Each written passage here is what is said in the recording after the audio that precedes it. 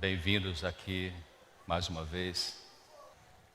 Eu queria começar com uma oração. Fecha seus olhos, inclina sua cabeça. Vamos orar. Pai querido, nosso Criador, muito obrigado por esse sábado em que seu Espírito falou algumas coisas para cada um de nós. Muito obrigado porque o Senhor, em sua grande misericórdia, disse alguma coisa para nós nesse sábado.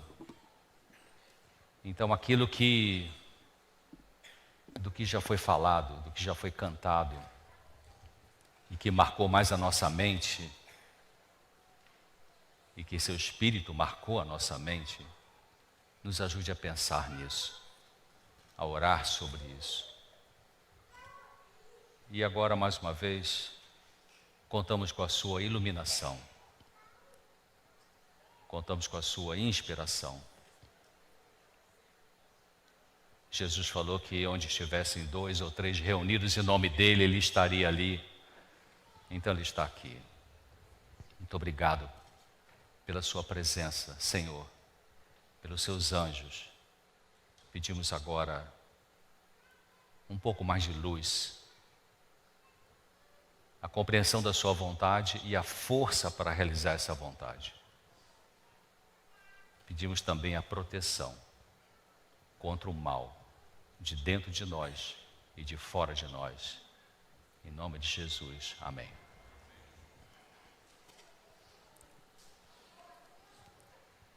Bom, nessa semana nós estamos falando sobre, ao longo dessa semana, vocês têm um programa especial aqui sobre esse assunto. E aí, eu queria terminar hoje a minha parte. Será que a felicidade familiar existe? Bom, o que é felicidade, né? Tem que pensar isso, né? Primeiro é isso. Sigmund Freud, ele é o criador da psicanálise, ele diz que todos nós somos movidos pela busca da felicidade, pelo que ele chamou de princípio do prazer. A gente busca isso, né? Porque perdemos, né? Quando eu falei de manhã hoje aqui. Aliás, amanhã de manhã, não sei se eu posso convidar, mas vou convidar a Igreja Central aqui de Manaus, 9 da manhã, amanhã, 9 da manhã, eu vou falar sobre ansiedade. O que é ansiedade, o que é angústia, os transtornos de ansiedade, crise de pânico, fobia, e como lidar com isso. Amanhã, 9 da manhã. Então, existe um fracasso em atingir essa felicidade, porque o mundo real não pode satisfazer todos os nossos desejos, que Freud chamou de princípio da realidade. Então, nós podemos atingir só uma felicidade parcial, até certo ponto dá. Né? Agora, a psicologia positiva, o Martin Seligman, ele diz que a felicidade tem que ver com emoções e atividades positivas, mas a gente nem sempre consegue ter emoções positivas, a gente nem sempre consegue ter atividades positivas, então tem uma barreira para ter essa felicidade plena no dia a dia da vida. Então, vamos pensar um pouquinho em termos práticos sobre o que pode ajudar, né, do que depende da gente, de fazer. Se alguém conseguir água para mim, eu agradeço. Se a gente fazer a nossa parte, né, cada um precisa fazer a sua parte no dia a dia, para que a felicidade no núcleo familiar consiga se desenvolvendo, né? Então, um ponto importante é praticar a compaixão. O que é a compaixão? Como é que vocês entendem compaixão? Compaixão não é ter pena das pessoas, não é isso. Que estou com peninha de frontal, não é isso. Compaixão é um olhar para o outro, no sentido de que você vê a humanidade do outro como a sua. Compaixão é você olhar para a pessoa, para aquilo que está atrás da arrogância dela. Compaixão é você... Eu falei de manhã hoje que vocês têm pai e mãe que tomar conta e ajudar seus filhos em relação à ideologia de gênero. E eu não tenho nenhum preconceito contra o LGBT, nenhum preconceito. Na minha carreira profissional como psiquiatra, atendi várias pessoas. Algumas queriam mudar, outras não queriam mudar, procuraram por outra razão. Eu não tenho preconceito em relação à homossexualidade, eu tenho um conceito sobre a homossexualidade. Então, toda vez que eu me defronto com o homossexual, ou seja qual for outro tipo de variante nessa linha, eu sinto compaixão. Porque dentro do estudo científico sobre esse assunto, eu sei que tem dor, tem uma perda, uma dificuldade. Embora muitos digam que está tudo ótimo, está feliz da vida, mas a gente sabe o que é que está no fundo. Então, quando Jesus ele lidava com as pessoas, ele tinha compaixão pelas pessoas. Mesmo quando ele virava para aqueles donos da igreja, né, que eram extremistas ou coisa assim, ou legalistas, mesmo quando ele chamava esses indivíduos de hipócritas, né? Hipócritas. Obrigado. Ele tinha compaixão na fala, diz Ellen White. Obrigado, pastor. Ele sempre tinha compaixão. Uma forma da gente conseguir ter compaixão pelas pessoas, acho que talvez dependa de duas grandes coisas, duas grandes atitudes. Uma atitude é você deixar o seu eu de lado. Alguém está te machucando, como é que você vai exercer compaixão com alguém que está te machucando? Consciente ou inconscientemente, voluntária ou involuntariamente. Você precisa dar 2 passos para trás, deixar seu eu de lado e olhar para essa pessoa que está sofrendo. Por isso que ela está te machucando. É impossível você machucar alguém se você não está se machucando também. Impossível. As pessoas agressivas, se pensassem nisso, né? Ou fazendo outro paralelo, os corruptos, né? Quando os corruptos descobrem que estão machucando eles mesmos com a sua corrupção, mesmo ganhando milhões de reais, quando eles descobrem isso, então eles começam a entender, ou podem começar a entender, porque pode recuar e voltar para o velho padrão de comportamento, começar a entender de que o bem material não é o caminho da felicidade.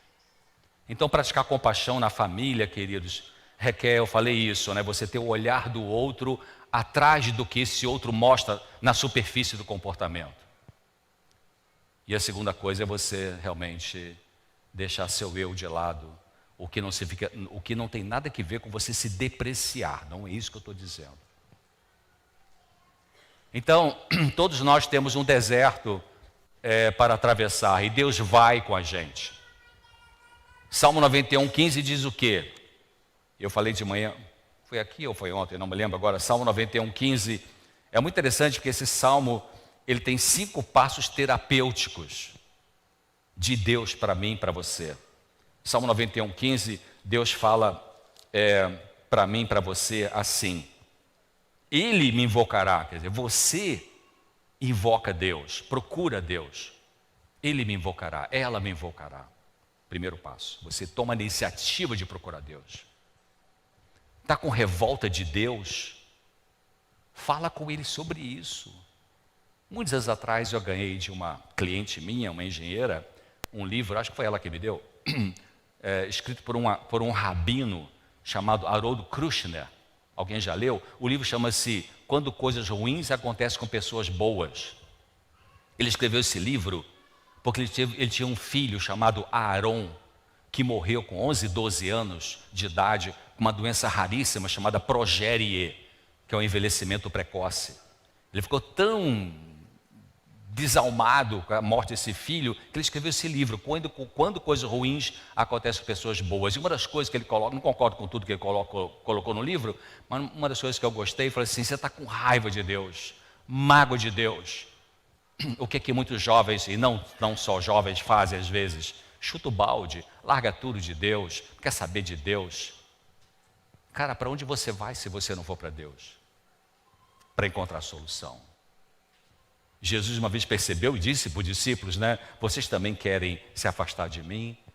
Aí um deles falou que: Senhor, para onde nós iremos se só Tu tem palavra de vida eterna? É coisa linda, né? Esse discernimento espiritual. Então, o Kushner, no livro dele, fala assim: está com raiva de Deus, está bronqueado com Deus, está revoltado com Deus. Tá, fala para ele sobre isso. Fala para ele: Senhor, eu estou com raiva de Ti, estou revoltado contigo. Senhor, não, sabe, porque se você corta a relação com Deus, porque está revoltado com Ele, e vira as costas para Deus, Deus não é invasivo, Deus não é manipulador, Deus não é controlador. A Bíblia diz, eu estou à porta e bato. Se você abrir, Deus fala para mim e para você, se você abrir o teu coração, a tua mente, eu entro. Mas se você não quiser, eu te respeito. Coisa linda, né? O caráter de Deus. Queridos, a vida eterna é conhecer Deus. São João 17, né? João 17, diz, Pai, a vida eterna é esta, que te conheçam, sabe? Não fica querendo conhecer muita doutrina, procura conhecer mais a pessoa do Senhor Jesus. Doutrina é importante, claro que a verdade não é qualquer coisa, não são todos os caminhos que levam a Deus, queridos. Então, você fala para Deus, porque quando você então está revoltado, está revoltada, está com mágoa, está com, sabe, em relação a Deus, você fala para Ele, está lá em Isaías, e Deus fala assim, vinde, apresenta as tuas razões, Deus convida você, Ele fala assim, eu não tenho prazer na morte do ímpio.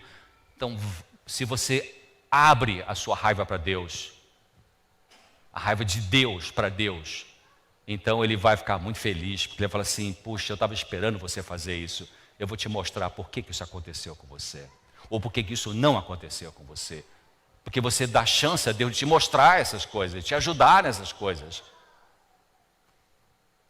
Então, Salmo 91, 15, Ele me invocará. Então você invoca a Deus, você procura a Deus, e Deus fala o segundo passo, eu vou responder para você. Cara, Deus se humilha, né? De vir falar com um cara tão pequenininho como eu, assim, um zero, né? De, sabe, uma mente atrofiada, cara. Querido, nós temos uma mente atrofiada. O encéfalo, o cérebro adulto tem 1,5 kg de massa encefálica. O miolo, né? 1,5 kg no adulto. Mas Adão tinha um cérebro, sei lá, de 3, 4 quilos. Então nós somos atrofiados. Mas mesmo assim, Deus vem e se revela e me dá condições de percebê-lo. Então ele fala, Ele me invocará, eu lhe responderei, estarei com ele, com ela na angústia. Olha o terceiro passo terapêutico de Deus. Sem prescrever Rivotril, fluoxetina, citalopram, né? Está falando, eu e você, eu Deus com você. Eu sou o teu tranquilizante, eu sou o teu antidepressivo, eu sou a tua vida, eu sou a força que você não tem. A vida é um fenômeno e é uma pessoa. É um fenômeno biológico, mas é uma pessoa, Jesus Cristo. A morte é um fenômeno e é uma pessoa. É um fenômeno que acaba a vida e a pessoa, porque o cara chama Satanás. Então Deus fala, Ele me invocará, eu lhe responderei, estarei com ele, com ela na angústia. Deus é honesto. Deus não é como essas igrejas que tem por aí que fala, vem para a igreja, dá o dízimo, você vai ter só prosperidade. Alô, essa não é a mensagem da Bíblia, meus amigos. Se a teologia da prosperidade fosse verdadeira, então Jesus seria um fracassado na vida humana que ele viveu, porque ele morreu, nasceu, morreu, cresceu pobre. Eu já pensei muitas vezes, sabe, você já pensou? Eu já pensei muitas vezes, como é que seria? Será que tinha 2 mudas de roupa ou 3? Tinha 2 pares de sandália ou um e arrebentava, comprava outro?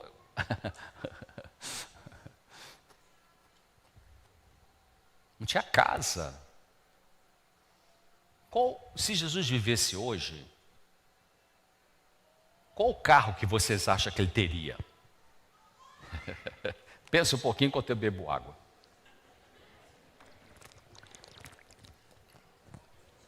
Um Jeep Renegade, um Honda Civic, um Fusquinha, uma Brasília 72, sei lá que é, um Hyundai,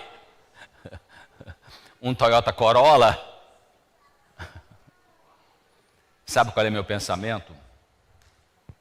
Aqui fala César, não o Senhor, né? Como disse Paulo. O carro que ele teria seria o carro emprestado. Se ele fosse na sua casa e você tem um Toyota Corolla, ele fala assim, você me empresta o Toyota para fazer um estudo bíblico ali no Rio Preto, ali no Rio Negro e tal. Ou se for na sua casa, não tem nem carro, você tem uma bicicleta, você empresta sua bicicleta, que eu preciso ali visitar uma pessoa que está doente. Coisa linda, né? Esse cara, isso, sabe como é que se chama isso? Desprendimento, desapego. Desapego, queridos, peça a Deus para criar o desapego. Fritjof Capra, professor de física quântica na Universidade da Califórnia, em Berkeley, escreveu um livro maravilhoso chamado, como chama o livro? O Ponto de Mutação. Fritjof Capra, interessante. Ele fala de que alguns americanos começaram já 20 anos atrás a dar passos, americano bem sucedido financeiramente, profissionalmente, dar passos para o que ele chamou de uma vida mais simples, que não é mediocridade. A vida mais simples é o consumo mais simples, a consciência ecológica e se preocupar mais com o crescimento interior do que o crescimento exterior material. Para isso, nós estamos sendo chamados agora, querido. Você já ouviu isso de Deus? Porque nós estamos no fim. Então, Deus fala lá então, estarei com ele na angústia, que Deus é honesto, Ele sabe que eu e você temos momentos de angústia difícil, mas Ele diz, eu vou estar com você. Ele não vai pregar igual essas igrejas que dizem, não, vem para a minha igreja que vai ser tudo ótimo, tudo feliz, felicidade o dia inteiro, prosperidade material.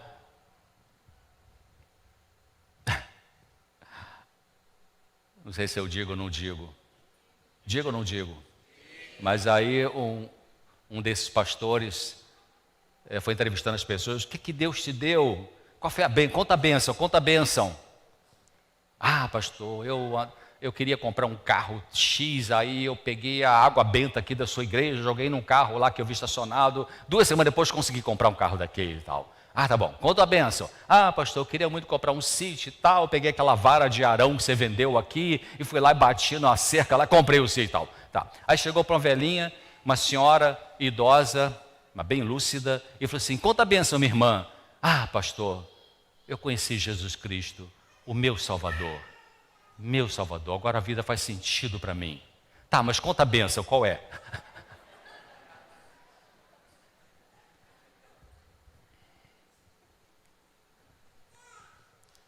Estamos no mesmo barco, isso significa que as outras pessoas não poderão ser tudo o que queremos, porque elas também têm as suas lutas emocionais.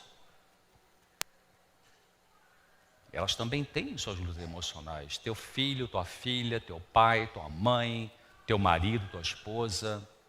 Né? Jovem adolescente, não fique cobrando seus pais como se tivesse que ser servos seus. Vou voltar daqui a pouco nesse assunto. Tem revolta contra seus pais? Bom, talvez você tenha razão. Talvez você tenha razão. Mas o que você vai fazer com essa revolta? Cuidado para essa revolta não destruir você.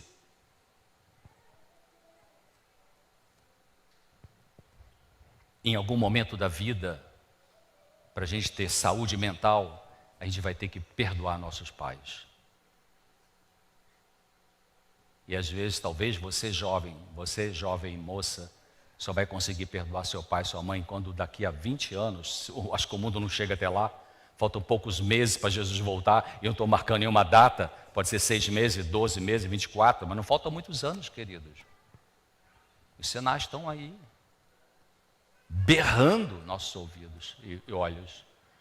Mas se você lá na frente, casa, tem filho, aí você vai começar a entender que seus pais fizeram o melhor que eles puderam, mesmo tendo machucado você. Então, felicidade na família, a gente tem que pensar que tem emoções boas e desagradáveis que vão e voltam.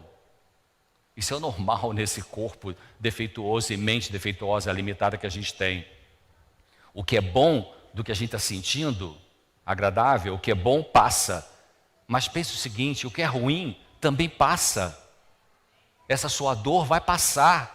Não precisa pensar em se matar, se drogar, se prostituir. O que é bom do que você está sentindo, passa, é verdade. Não conseguimos sentir bem o tempo todo, 24 horas por dia, 7 dias por semana. Impossível. Nessa vida, impossível. Por várias razões. Mas o que é ruim também passa. E muitas vezes Deus segura a nossa experimentação da dor, não para nos fazer sofrer, mas para a gente aprender, porque às vezes a gente só aprende na dor. Então Deus, com o coração apertado, deixa que a dor nos atinja, não que Ele mande essa dor, Ele permite, que Ele se afasta e o cara vem e mexe com você. Aquele cara que Jesus disse, falou que ele não tem nada a ver com ele, né? Lembra que Jesus falou assim, agora se aproxima o príncipe desse mundo e ele nada tem em mim. Mas tem comigo, porque eu tenho uma natureza pecaminosa, tenho uma coisa parecida com esse cara, que eu não quero mais ter, mas ainda tenho. Romanos 7, vai a Romanos 7, Paulo fala sobre isso. Então, será durante a pandemia, né, que teve home office, lockdown e tudo isso, aí os pai e mãe que trabalhavam fora ficaram em casa trabalhando, no home office, enfim, aí os filhos em casa, algumas mães ficaram escabeladas, ai meu Deus, o que eu faço com essas crianças e tal, né? A pandemia revelou um monte de coisa, né? Inclusive a impaciência dos pais, ou a inabilidade de lidar melhor com os pequeninos, porque de manhã leva para a escola, bota na creche, pega de tarde, enfim, e vai trabalhar, e depois volta para casa, mas estava no jantar, dormir e tal. Então não tinha muito tempo com as crianças em casa, mas a pandemia fez com que a família ficasse ali mais tempo em casa. E as famílias que já tinham um problema, tem estudos sobre isso, vários estudos científicos, né, sobre os traumas na infância na época da pandemia. A China, vários trabalhos feitos. Nos lares que já tinham violência, a violência piorou. Nos lares que não tinham, alguns apareceram. Violência que eu digo verbal, impaciência, irritabilidade. Mas será que seus filhos são realmente terríveis? Então, queridos, as crianças também sofrem emocionalmente. Elas têm um direito de expressar o medo delas, dúvidas, ansiedade, insegurança. Quando seu filho pequeno, sua filha pequena falar, mamãe, estou com uma angústia, estou com um medo. Angústia, que não sabe o que é angústia, mas medo. Ai, estou com medo, mãe. Meu netinho mais novo, Telzinho, 4 aninhos, toda vez que faz oração, que ele quer fazer oração, uma graça, ele sempre inclui na oraçãozinha dele assim, ô Jesus, nos proteja do vírus. Ele sempre fala isso. Aí eu já sentei com eles várias vezes, com ele, com o maiorzinho de 8 anos, Luquinha, e falei assim, conta para o vovô, o que é o vírus? Conta, o que é o vírus? Né? Qual é o medo? Aí fui, sabe, jogando perguntas para eles poderem falar, né? Mas às vezes, na boa intenção, papai e mamãe, eu sei na boa intenção que vocês podem ter, uma criança que vê toda essa questão, ficou em casa, não foi mais para a escola, não vai mais no playground brincar, não vai na pracinha, porque o vírus está aí, pandemia, lockdown e tal. Essa criança tem uma angústia, e ela vê papai e mamãe preocupada, bota máscara, álcool gel e tal. Que isso está acontecendo? Aí o vírus, o que é vírus na cabeça de uma criança de 4, 5, 6 anos? E aí essa criança quer falar, estou com medo. Aí você, não, para de ser medo, que bobagem, não é nada disso, tal, vamos orar e tal. Tem muita gente que arrolha a boca das pessoas com vamos orar, né? Mas nem deixou a pessoa falar ainda, deixa a pessoa falar primeiro, depois você ora. Jesus não fazia isso, ele escutava as pessoas, ele empatizava com as pessoas. Ele botava a mão nas pessoas. E nas crianças, então, botava no colo, deixava mexer na barba dele. As crianças adoravam estar perto de Jesus. Já vi gente pregar nessa igreja que, Jesus nunca ninguém viu Jesus sorrir, mas todos viram chorar. Uma imagem trágica de que Cristo era alegria. Era feliz, não era afetado, não era histérico. Ele era feliz, com equilíbrio. Tinha paz, mesmo uma guerra terrível em cima dele. Então, quando sua criança for desabafar, seu jovem for desabafar, escute. Dê um espaçozinho para a criança falar. Ela precisa falar. Expressar seu medo. Levantar suas perguntas. E responda com coisas simples. Não precisa dar uma aula de infectologia para falar o que é o vírus, né? Igual uma propaganda que tinha anos atrás, a cena da propaganda era assim, a cozinha, a mesa ali, a mãe estava comendo uma refeição com a filhazinha, sei lá, de 7 anos por aí. Aí a menina vira para a mãe e fala, comendo ali as duas, a menina vira para a mãe e fala assim, mãe, o que é virgem? Aí a mãe falou assim, ai meu Deus, é hoje. Vou ter que contar toda a história agora e tal. Respirou fundo e deu uma aula de 1h30 sobre sexualidade, sobre... Aí ela no final, a mãe falou assim, você entendeu, querida? Eu assim, entendi, mas o que é extra virgem? Porque na frente da menina tinha uma garrafa de azeite extra virgem. A mãe ansiosa, então... Como é que teria resolvido isso? Filhinha, o que você quer dizer com virgem? É isso, né? Não, eu que vi na garrafa. Então faça a pergunta, né? Mamãe, estou com muito medo. Sim, querida, medo de quê? Fala para a mamãe. Papai, estou com não consigo ir lá fora brincar com meu amiguinho porque eu estou com medo. Medo de quê, querido? Fala para o papai. Acolhe essa criança, deixa ela falar. Então, isso é importante. Deixe fazer pergunta, como eu falei, né? Você vai responder com cautela, com verdade, com carinho, sem grosseria, sem impaciência. Olha só o que Ellen White diz nesse texto. As crianças têm provações tão difíceis de suportar, tão penosas em sua natureza, como as pessoas de mais idade. Os próprios pais não se sentem sempre da mesma maneira. Não é verdade? Os pais não se sentem... Você sente sempre serenidade? Você está sempre com calma no seu coração? Não tem nenhuma angústia, não muda? Então me dá a receita, me dá a receita.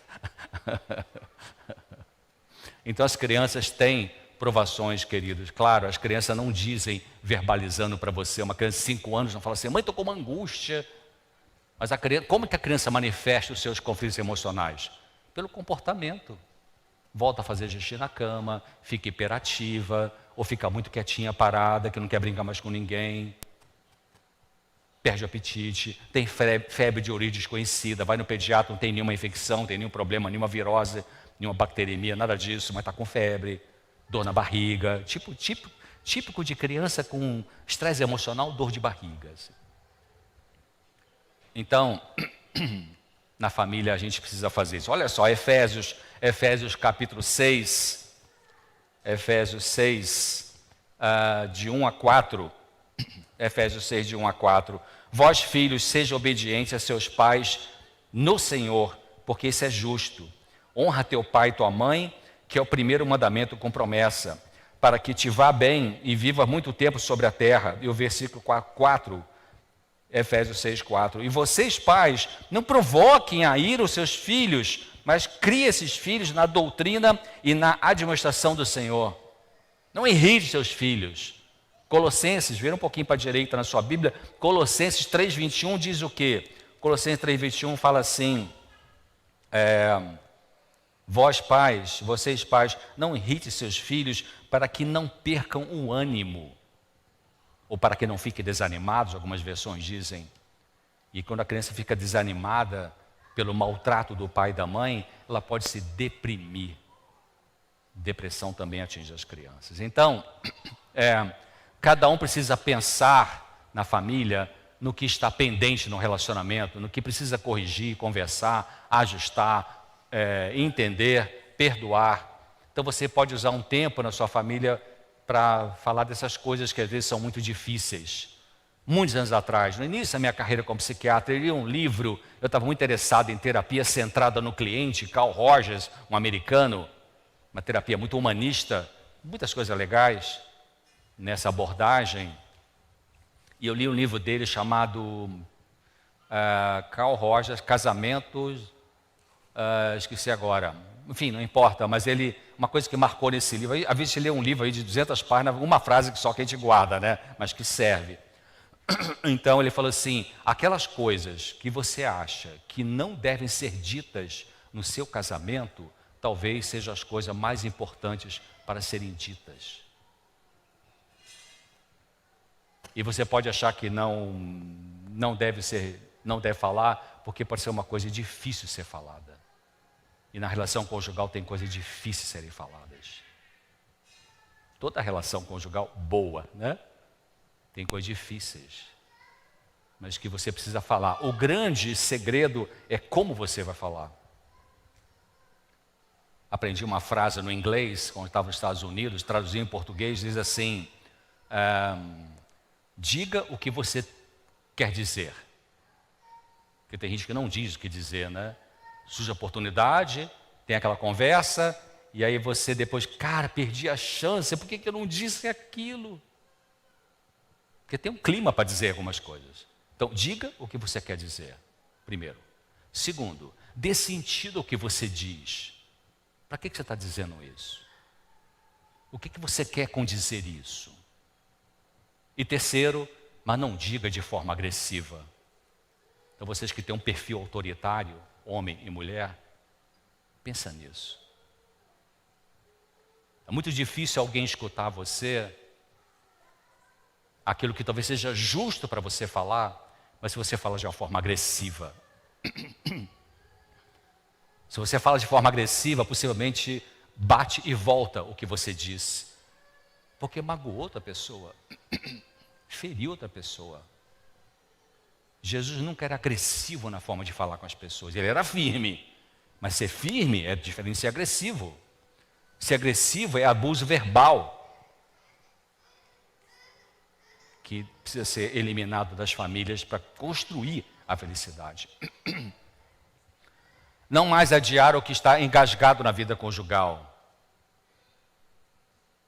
Às vezes, se você tem um perfil de guardar, a gente chama na gíria de engolir sapo, não é isso, né? Talvez aqui em Manaus seja engolir peixe, né? Muito peixe, eu sei.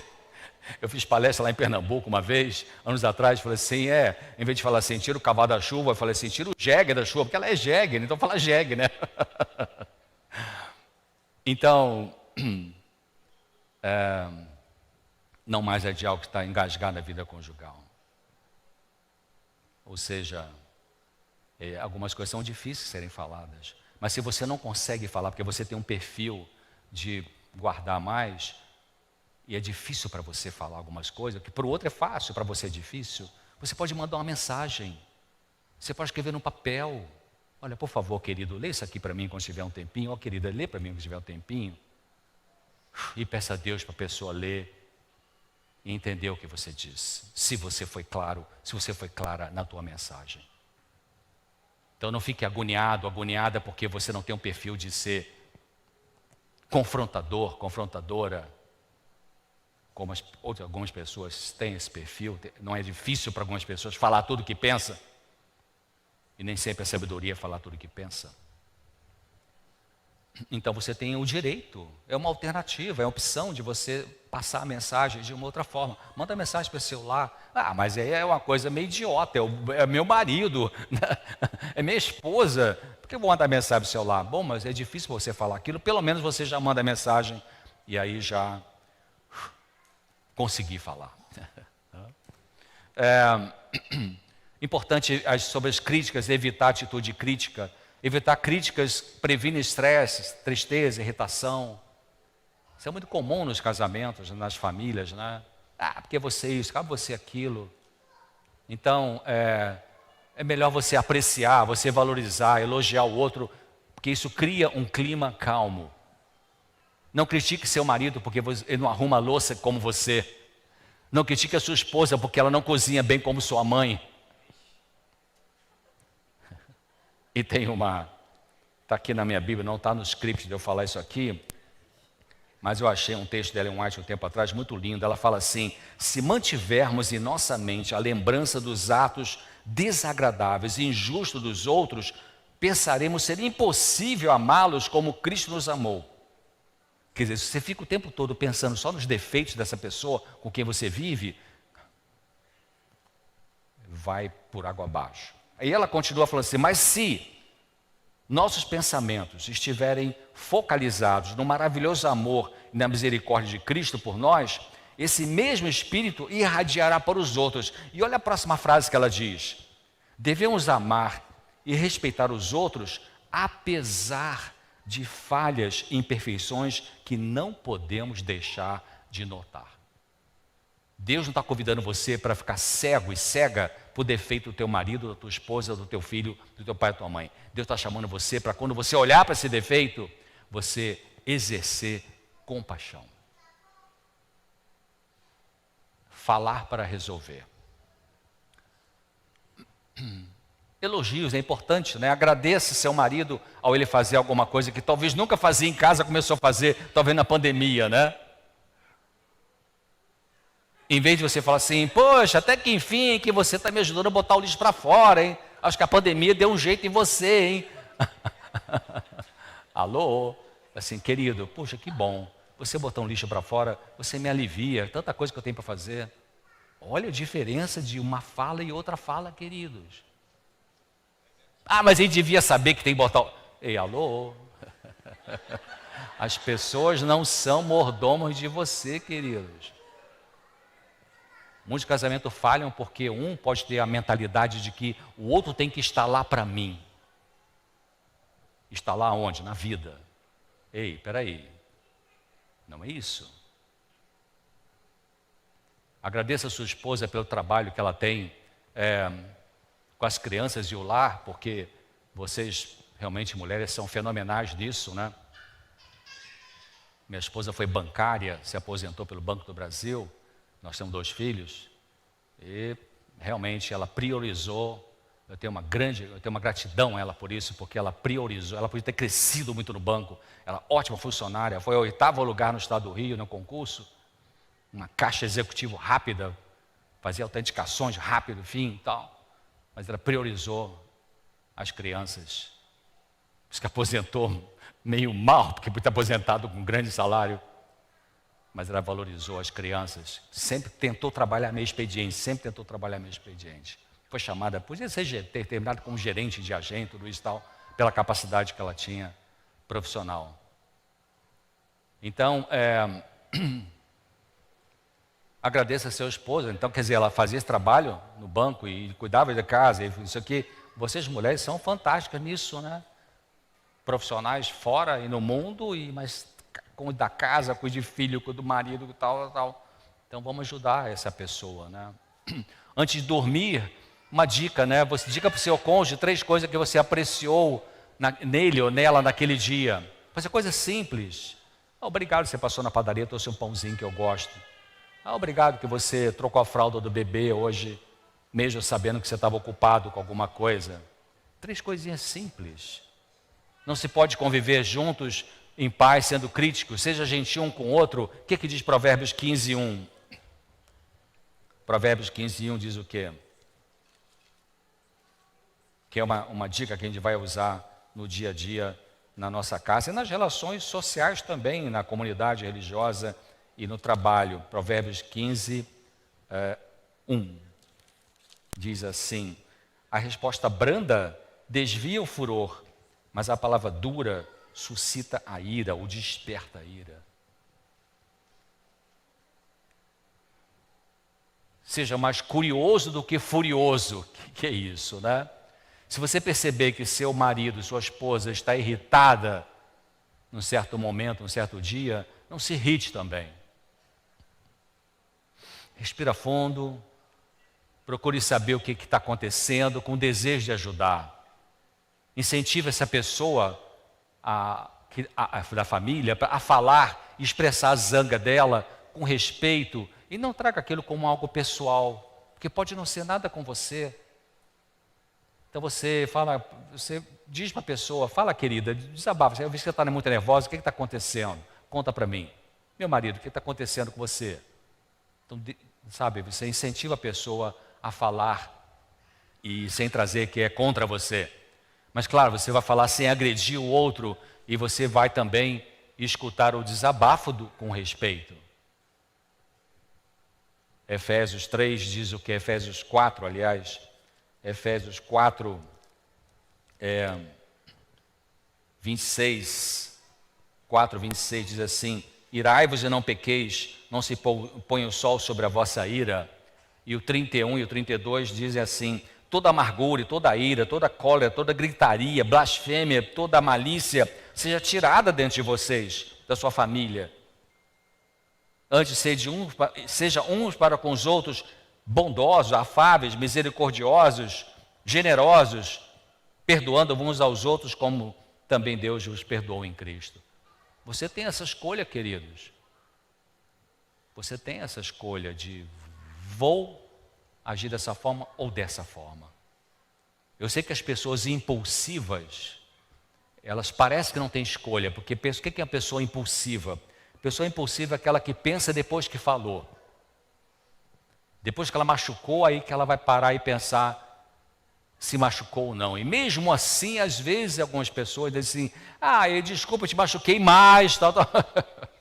Aí já vem com outra desculpa. Quer dizer, a ficha não caiu ainda nessas pessoas.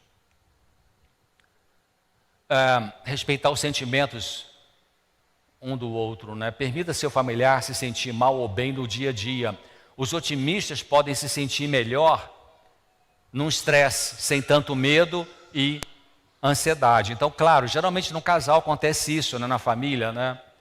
Um é mais otimista: não, vai dar certo, não, o vírus, então vamos controlar direitinho, usar máscara, tu não se apavora e tal. Outro: ai meu Deus, mas se pegar, o que acontecer, o que eu faço? E tal. Então, se você é mais otimista, respeita o outro que tem mais medo. E se você é a pessoa mais medrosa, não fique dizendo: você não liga para nada, você fica só alegre aí com essa pandemia toda. Você devia estar como eu, em outras palavras, né? Em outras palavras, você devia estar como eu aqui, nervosa, deprimida. Ei, alô, peraí. O que a gente pode aprender com isso? Não critique o outro porque não está ansioso com você. E não critique quem é mais medroso e preocupado, como eu disse. Por quê? Cada um lida emocionalmente nos conflitos da maneira que consegue. E isso não tem que ser igual para todos. Então você vai ser empático. O que é ser empático? O que é empatia? Empatia é diferente de simpatia. Empatia é você tentar entrar na história que o outro está te dizendo, do que sente, e pensar como deve ser sentir ou passar por isso que essa pessoa está passando. Nas conversas do dia a dia, se alguém chega para você, familiar ou não, e diz: eu passei mal, a Covid me pegou, fui para a UTI, fui entubado e tal. Assim, puxa, eu sei como é que é, coisa horrível. Ei, você só sabe se você passou. Se você não passou, você não sabe. Mas como é que você vai ser empático se você não passou pela mesma experiência de dor que aquela pessoa está te contando? Você imagina como deve ser. Então você imagina e diz: puxa, eu estou imaginando aqui, deve ter sido difícil para você, né? Imagina como deve ter sido ficar no hospital, na UTI, entubado e tudo isso. Puxa, deve ter sido tão difícil, né? Então isso é empatia. A pessoa sente que você está compreendendo ela. Você está ali com ela. Jesus era o exemplo de empatia, né? Então, é importante negociar o tempo em casa. Marido e esposa pode querer estar sós com criança, sem criança perto. Ou seja, se você tem esposa, filho, filha, às vezes tem um outro parente ali morando junto, então você pode oferecer cuidar da sua criança enquanto seu marido faz uma coisa e depois troca. Tá bem, fica agora com as crianças, eu vou tomar um chazinho ali, ou sei lá, comer um açaí com as minhas amigas no shopping e tal. Então, na família vai ter momento para cada um ficar sozinho. Preste atenção nisso. Porque tem algumas pessoas que são tão grudadas que não deu. O outro vai para o quarto para ajoelhar, para orar. Você está aí? Tá, eu estava sentindo falta de você. Deixa, sabe? Solta. Se você não solta, você perde, viu? Cuidado, hein? O tiro sai pela culatra. Então vai ter momentos para ficar sozinho, marido, esposa, sei lá, para conversar com a amiga, para ler o livro, para meditar, para orar. Vai ter momentos para todo mundo junto. Pai, mãe, filho, filha. Vai ter um momento só para o casal conversar algumas coisas. Vai ter um momento só para as crianças brincarem ali. Ou seja, não é nem todo mundo junto o tempo todo e nem todo mundo separado o tempo todo, mas tem tempo para cada coisa. Não diz isso a sabedoria lá de Eclesiastes? Então, tarefas em casa. Planeje o seu dia, mas sem rigidez. As pessoas perfeccionistas ou com tendência perfeccionistas, elas são muito rígidas. Perfeccionismo é você colocar as coisas na frente das pessoas. Mas sempre as pessoas são mais importantes do que as coisas. Então, dividam tarefas em casa. Crianças pequenas não devem assumir coisas difíceis. Dependendo da idade, elas podem cooperar com pequenas tarefinhas. Voltando à minha filha, que eu estou mais perto dela, meu filho está nos Estados Unidos, tem 3 filhos lá, então estou mais perto aqui dela. Então, às vezes, o menorzinho, minha filha tem a máquina de lavar e tem a máquina de secar. A máquina de secar dela tem aquela tampa redonda que você pode abrir na altura de uma criança. Então, às vezes, ela chama o filho, vem cá, ajuda a mamãe. Aí ela abre a tampa e pega a roupa, dá para a mamãe. Aí ele vai pegando, ele gosta de ajudar, uma coisa linda. O maiorzinho também. Aí pega, vai, dá a mamãe. Então você dá uma tarefinha em casa. É mais difícil dividir essas tarefas em casa se tem superproteção. Superproteção é quando você não deixa a criança fazer alguma coisa que ela deveria fazer.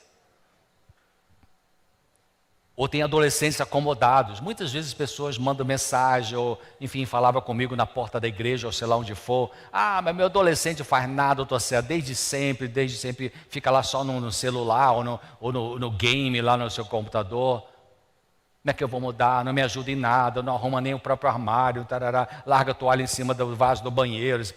Ei, alô, isso não aconteceu da noite para o dia. Aconteceu da noite para o dia? Não. Adolescência é uma fase da vida, o comportamento típico de adolescente é o comportamento, como é que se chama? Inconsequente. O adolescente em geral não mede consequência, né? Quando vê, engravidou. Ou quando vê, dirigiu o carro em alta velocidade. Enfim. Mas o adolescente, ele está naquela luta, porque está deixando de ser criança e ainda não chegou a ser adulto. Então é o conflito da adolescência, não está nem lá nem cá ainda, está no meio. Tanto que adolescente em geral tem horas que chega para o pai, para a mãe e fala assim, deixa comigo, eu já sei o que é que eu faço, já sou grande. E uma hora depois fala assim, mãe, não consigo fazer aquilo, me ajuda e tal. Né? Isso é normal na adolescência. Agora uma dica que eu dou para você, se você tem um adolescente descansado em casa, espaçoso, espaçosa, que fica só lá no sábado à noite comendo pipoca lá com 20 balde de pipoca, sei lá quantos litros de refrigerante e tal, e sabe, mãe, cadê a outra pipoca? Traz pra mim que está acabando essa aqui e tal. Ei, alô, peraí.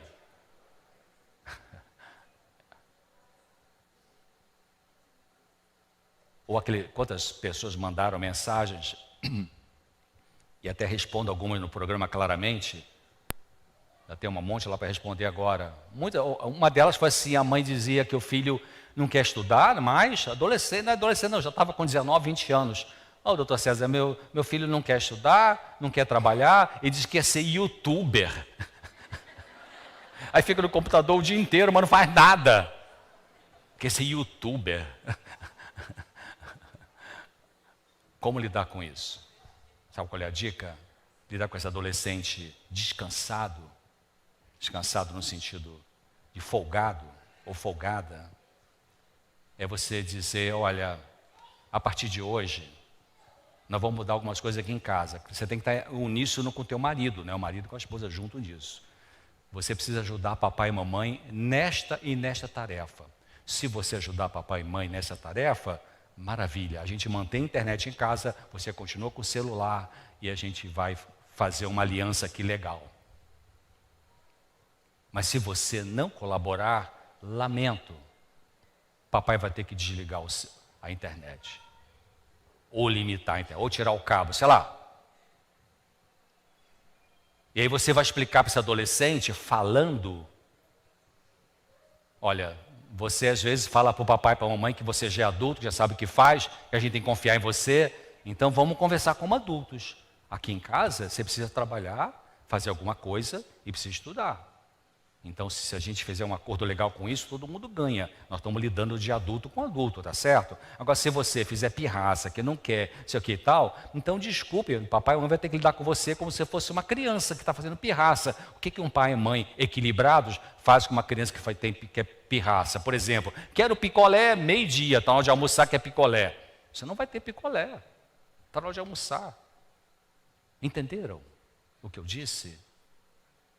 Então, se o adolescente, pela graça de Deus, toma a tendência, né? Ô pai, desculpa, é verdade, eu preciso realmente colaborar com vocês, eu não tenho feito isso, realmente você tem razão. Puxa, maravilha, a família vai para frente. Mas você, papai e mamãe, tem que pensar de que muitas vezes esse filho chegou nesse ponto de ser tão folgado, folgada assim, porque você não colocou limite lá atrás. Anos atrás você foi deixando rolar a insubordinação. Então, resolvendo tensões. Surgiu tensão, uma tensão, um estresse, né, um conflito difícil que agitou sentimentos dentro da família. Respire fundo. Não conte só até 10, não. Conta até 22, 49, 50, né? Toma um banho, deixa o sangue esfriar. Pense. Dê um tempo para você conseguir se recompor. Para depois de você falar isso com o marido, com a esposa, com o filho, com o pai, com o avô. Ellen White criou uma menina. Ela teve 4 filhos, mas ela pegou a menina para criar. E falou que a menina pirracenta. Tirava do sério. E ela disse, um dia a menina soltou os cachorros, e Ellen White sentiu que o sangue subiu, e Ellen White disse para ela mesma, eu vou esperar até a tarde para poder estar mais calma e falar com essa menina de uma forma mais calma. E de tarde foi lá e falou, olha, se você se comportar desse jeito, você vai perder o passeio de carruagem com o papai Tiago, o James, né? White. Ou se você se comportar, você ganha. Então você precisa dar um tempo, né? Quando surgir uma tensão difícil, não solta os cachorros assim, sabe? Dá o tempo que você precisa. Deixe passar pelo menos meia hora para você ter tempo de refletir, de acalmar as emoções, para depois você falar com serenidade. É muito difícil acertar na sua palavra, no seu comportamento, quando você está explodindo de raiva. Muito difícil. Moisés pegou a vara e bateu na rocha. Difícil entender isso. Briguei com Deus esses meses passados sobre isso, mas Senhor, como pode?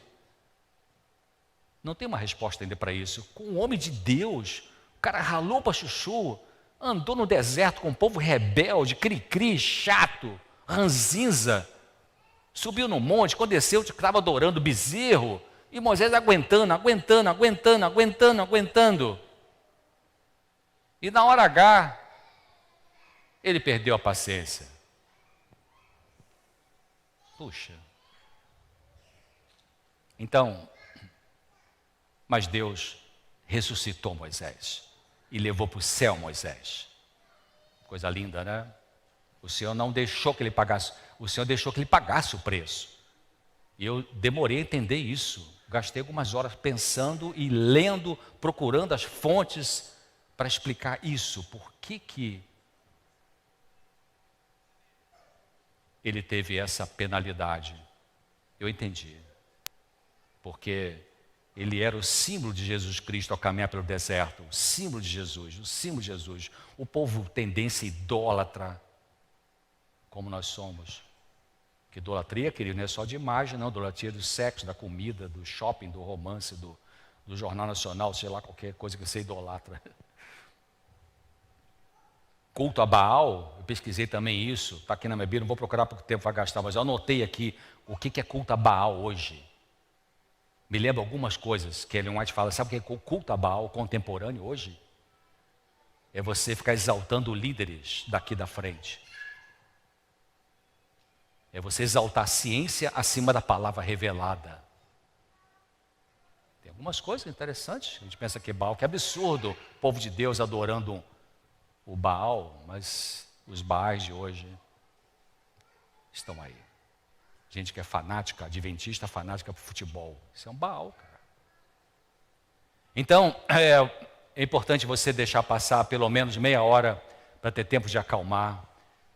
Mas evite deixar isso para o dia seguinte. A palavra diz, né, irai-vos não pequeis, não se põe o sol sobre a vossa ira.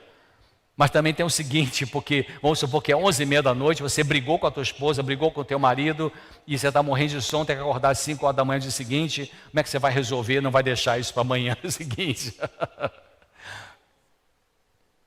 Deus é flexível. Eclesiastes 7, acho que diz lá, não sejas demasiadamente justo, nem demasiadamente sábio, porque destruirias a ti mesmo. Então diga, Deus, eu estou com muita raiva da minha mulher, não consigo nem olhar para a cara, vou dormir na poltrona da sala, que eu não aguento ficar perto dela hoje. Mas amanhã você bota o joelho no chão e resolva esse assunto. Não jogue muito para frente, senão aquele cara vai te enrolar mais. Então converse para resolver o problema, não para criar mais tensão.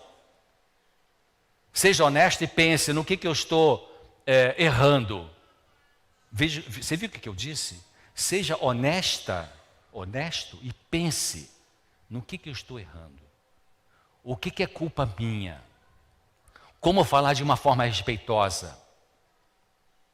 Anos atrás, trabalhava no Rio de Janeiro, no Hospital Silvestre, e eu comecei a pesquisar sobre os 12 passos, o programa de 12 passos de alcoólicos anônimos, narcóticos anônimos. Fui em muitas reuniões abertas, li a literatura deles, e tinha um grupo, tem ainda esse grupo num lugar do Rio de Janeiro, chamado Largo do Machado, que fica entre Catete e o bairro do Flamengo, Botafogo, ali, Largo do Machado, tem uma galeria chamada Galeria Condor. Lá no certo andar daquele prédio tem um grupo de AA, Alcoólicos Anônimos. Eu fui em várias reuniões lá. Gostava muito dessas reuniões. Muita serenidade, muitas assim, histórias de arrepiar, né? Como Deus tirou pessoas do alcoolismo. Pela graça.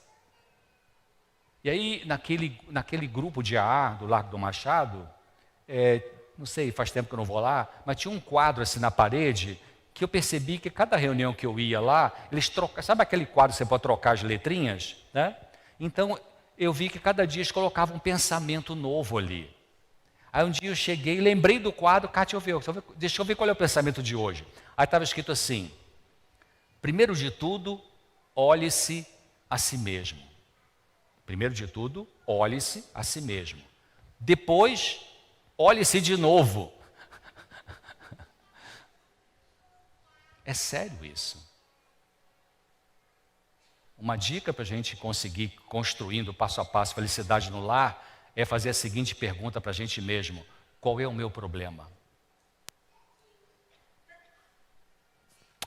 Então, como falar de forma respeitosa? Seus filhos não querem ver os pais brigando e sofrem com isso. Então converse para resolver o problema, não para criar mais tensão, porque tem gente que adora uma briga, não tem? Eu chamo de pessoas bélicas. Devia ir lá para a Ucrânia, viu? Ou para a Rússia. Pessoas adoram uma guerra. Tem gente que gosta de brigar e chega 10h30 da noite e fala assim, cara, 10h30, não briguei com ninguém hoje, onde que eu vou arranjar uma briguinha aqui? A gente ri, mas dá para chorar isso, viu, gente? Algumas famílias dá para chorar. Herdaram do pai ou da mãe esse espírito de guerra. Tem que curar isso, hein? Seu marido não tem culpa disso, hein? Nem sua mulher, se você é essa pessoa bélica. Colossenses 3,8 diz isso, acho que eu já vou chegando para o final, tá, minha gente? Colossenses 3,8 diz assim, mas agora, despojai-vos também da ira, da cólera, da malícia, da maldade, das palavras torpes ou obscenas da sua boca. Não minta mais uns aos outros. Puxa vida, quanta coisa maravilhosa a terapêutica bíblica está nos ensinando aqui para a construção da felicidade na família. Então, seja claro ao fazer um pedido ao seu esposo ou à sua esposa. Alguns têm dificuldade de pedir ajuda e por isso se sobrecarregam de tarefas. Já falei para vocês isso, né? Seja claro no que você quer dizer. Não diga assim, ninguém me ajuda nessa casa, quem vai me ajudar? Ajudar em quê? Botar ração para o cachorro? Jogar o lixo na lixeira, descascar a batata enquanto você refoga o feijão, trocar a fralda do bebê, pendurar a roupa no varal. Seja claro, pede ajuda. Tem pessoas que não pedem ajuda. Você sabe que eu atendi muitas pessoas com fibromialgia, de idades e sexos diferentes, homens e mulheres de idades diferentes. E eu comecei a perceber, ao longo dos anos, atendendo no consultório, que eu não atendo mais, para me dedicar a isso aqui agora, educação e saúde mental, pela TV, pelo rádio, palestra e tal, enfim. Eu comecei a perceber que muitas pessoas com fibromialgia, elas tinham um perfil de comportamento de carregar 10 pianos nas costas e não pedir ajuda para ninguém. Interessante. Eu não estou dizendo que todo mundo que tem fibromialgia tem esse perfil, mas eu percebi em várias pessoas. Então, se você tem esse perfil de ser essa pessoa da família, que é aquela que fala com... Não tem, toda família tem isso. Quando eu estudo terapia de família, quando a gente vê genograma, por exemplo, estudo de família, a gente vê assim que toda família tem um santinho, tem aquele que é o espoleta, né, o chamado ovelha negra, né?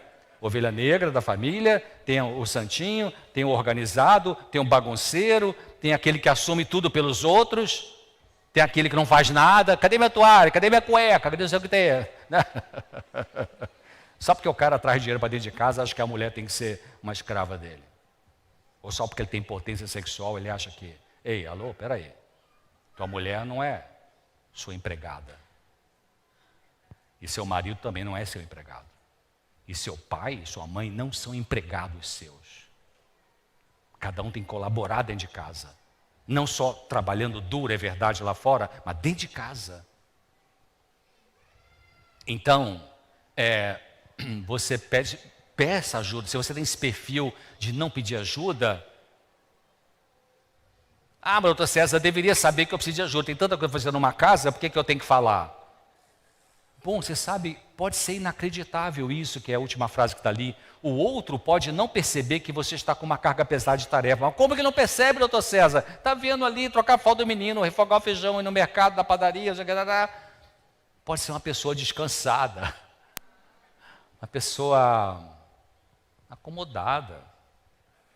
Talvez uma pessoa que teve pai, mãe, avô e avó que fazia tudo por eles, então ele entrou no casamento, acho que a mulher tem que fazer tudo por ele. Não é maldade essa pessoa, não. Não é maldade, queridos. É uma lente que elas têm para enxergar a realidade que, infelizmente, as fazem ter esse tipo de comportamento. Então você vai dizer, agora, não diga também de forma, como eu falei, agressiva e nervosamente, e também de forma genérica, né? O que quer dizer de forma genérica? Preciso de ajuda aqui nessa casa, quem vai me ajudar? Ajudar o quê, mamãe? Filhinha, você descasca a batata? Querido, vai lá na padaria, compra um leite de soja, que é melhor de soja, viu, gente? Vai lá com isso pra gente. E o menorzinho de 5 anos, vai lá, bota a ração pro cachorrinho. Isso. Começa a dividir. Mas eu nunca fiz isso hoje, será que vai dar certo? Começa a fazer. Importante isso. Então, eu vou terminar agora com alguns 4, 5 textos e termino. A estrada da verdadeira felicidade continua sendo a mesma em todas as épocas. O paciente prosseguimento em fazer o bem levará a honra, a felicidade e a vida eterna. Qual é o caminho da felicidade? Construir a felicidade que dá para ser construída nessa vida, que não vai ser total, é fazer o bem. Sem conflito de interesse, né? Que é bem difícil. As indústrias farmacêuticas são mestres disso, né? Um monte de vacina, bilhões de dólares para poder... tá bom, está ajudando a população? Bom, não vou falar sobre isso. O Salvador viveu não para agradar a si próprio, gastou a vida em serviço de amor, confortando os tristes, atendendo necessitados, levantando os caídos, sempre estava paciente e alegre, e os sofredores o saudavam como um mensageiro de vida, paz e saúde. Unicamente seguindo o exemplo de Cristo podemos encontrar felicidade verdadeira. Qual exemplo? Serviço de amor, confortar os tristes, ajudar as pessoas. Para isso, queridos, a gente vai ter que muitas vezes deixar a gente de lado. Deixar você de lado não é desprezar você. Não tem aquela oração de São Francisco, né? Chamada oração de São Francisco, oração tradicional, não tem? É dano que se recebe, não tem isso. Tem um cântico bonito, né? Que vocês podem cantar e o coral. Não tem isso, né? Eu vi uma vez, alguém fez uma paráfrase dessa oração, disse assim, é dando que se recebe a alegria de dar. Me permita, eu ia ler de manhã eu cortei, porque o tempo, você viu que estourou, eu pensei que tinha ganho 10 minutos, mas tinha cortado, quer dizer, tinha passado 10 minutos e eu não li esse texto. É um texto que anos atrás Deus me chamou a atenção para ele, e deixa eu ver se eu acho aqui. É um texto que fala sobre... Achei. Salmo 43, depois você vê em casa. Salmo 43, no versículo... Vou ler o versículo 3. Envia a tua luz, Deus, a tua verdade, para que me guie e me levem ao teu santo monte e aos teus tabernáculos. Verso 4. Então eu irei ao altar de Deus, do Deus que é a minha grande alegria, e com harpa te louvarei, ó Deus, Deus meu. E aí tem um asteriscozinho aqui dizendo para eu ler na página, no pé da página da Bíblia, porque aqui está dizendo, então irei ao altar de Deus, do Deus que é a minha grande alegria. Mas sabe qual é o original hebraico? Não é do Deus que é a minha grande alegria. O original hebraico é do Deus que é a alegria da minha alegria. Quando eu li isso, eu pensei, cara, é isso. Do Deus que é a alegria da minha alegria. Se você está um dia que não consegue ter alegria, Deus vai colocar a alegria dentro de você. Se você não consegue perdoar, Deus vai colocar o perdão dentro de você.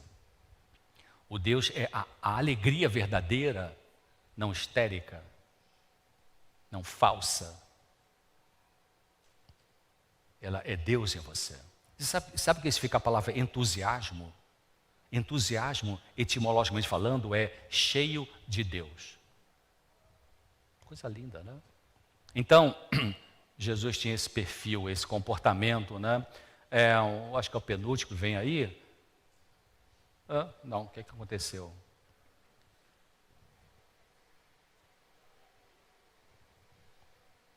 Tinha mais texto, não dá para colocar, né?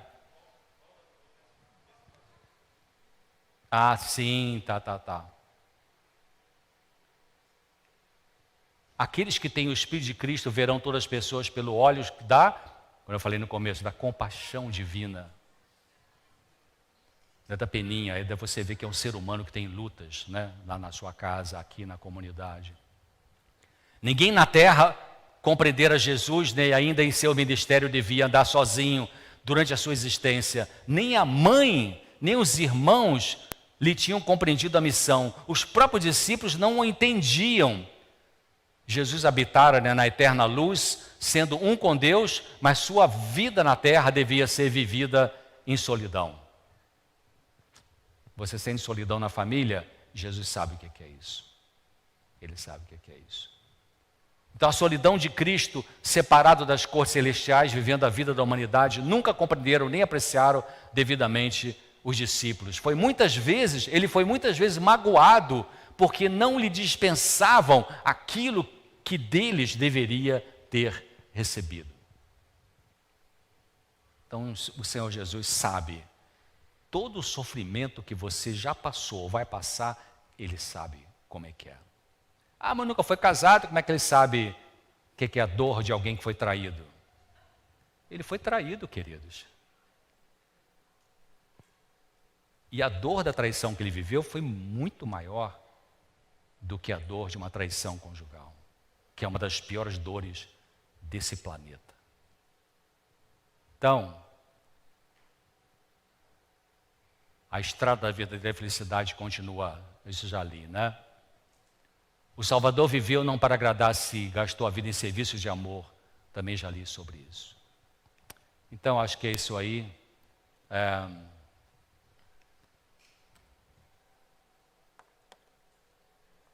Vamos pedir a Deus, né, para nos dar condições de mudar, Ele nos dá condições de a gente mudar pela graça dEle, porque se cada um fizer a sua parte, ver quais são os seus defeitos de caráter, se humilhar diante de Deus, pedir ajuda a Deus, E gradativamente Deus vai mudando você, porque para a sua felicidade na família, primeiro Deus vai começar a mudar você.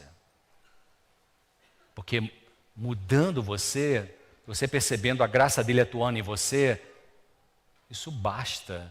Quanto tempo o outro com quem você convive vai precisar para melhorar algum defeito de caráter, já não vai ter tanto peso para você, porque você está sentindo a graça de Jesus no seu coração. Fique com Deus. Abraço para vocês. Espero vê-los em algum momento. E entrega teu caminho ao Senhor, confia nele e o mais Ele vai fazer.